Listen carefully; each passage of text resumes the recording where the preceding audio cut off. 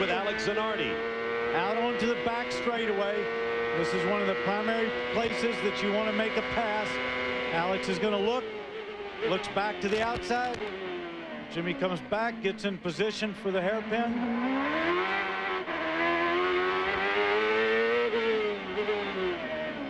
Showing the car to his teammate.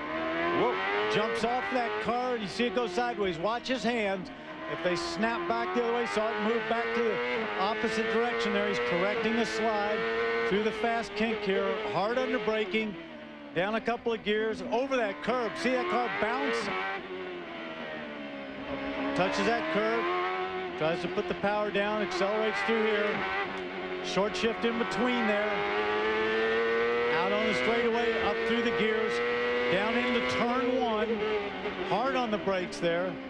Over the concrete, over the curb. A little bit sideways there. Up through the gears. Hey guys, you're gonna like this report. You know, I heard you talking about the car stepping out on Alex Zanardi several times. I just went down and asked Chip Ganassi. I said, does Alex have a problem? He said no. He says he's just trying to pass his teammate. And I said, you sure there's not a problem? He says, Jack, that's why they call it racing. That Chip. We just saw Alex Zanardi also smoke that right front tire, locked it up under braking. That costs you a little bit. You do those too many times, of course, you'll develop a flat spot on the tire. We are now past the halfway mark. Here's a look at our race summary. The leader, Dario Franchitti, has led from the beginning of this race. Remember, he is the pole sitter.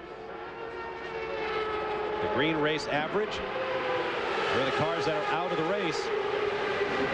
If Franchitti wins the race, he will pick up $100,000, the winner's purse, plus a $270,000 bonus from the Marlboro Rollover Pole Bonus Program.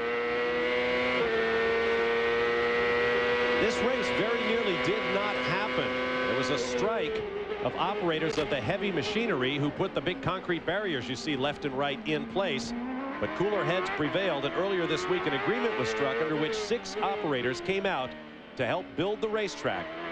And their salaries, worth about $60,000 for the week's work, were donated to charity. So congratulations to everyone who helped to get the Molson Indy back on track here in Toronto. Those guys get paid very well if that was 6 guys' salary for $60,000 for a week's work. Well, I don't know how many hours they worked. It might have been 24 hours a day. If Alex Zanardi could not be a race car driver, he would be a motocross rider, which is interesting to hear from Alex. He's hurt himself a couple of times falling off his mountain bike. Can't imagine what he could do to himself on a motocross motorcycle.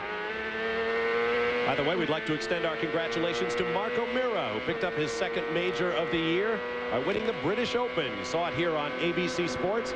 We have a particular affection for O'Meara. He once worked as a runner for ABC Sports, and our producer Bob Goodrich had a couple of golf events back in the early 80s. So see what happens when you hang with folks here from ABC.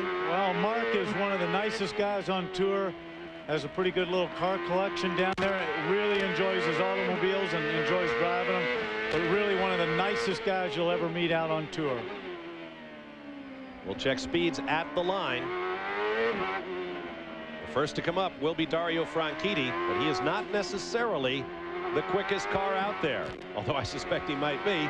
Let's check him as they flash across the Omega timing line. And the bullet points to the right tell you who was fastest. Thus far, it is Franchitti. 2nd quick, Vassar. 3rd, Andretti.